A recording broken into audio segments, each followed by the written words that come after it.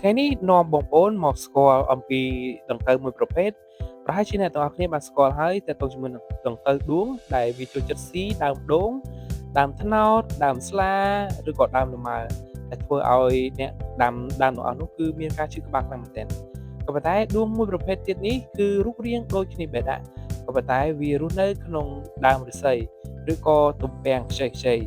ហើយមេរបស់វាគឺរូបរាងដូចគ្នាក៏ប៉ុន្តែគ្រាន់តែមេរបស់វានឹងធំជាងនិងដៃជើងវែងៗជាងដួង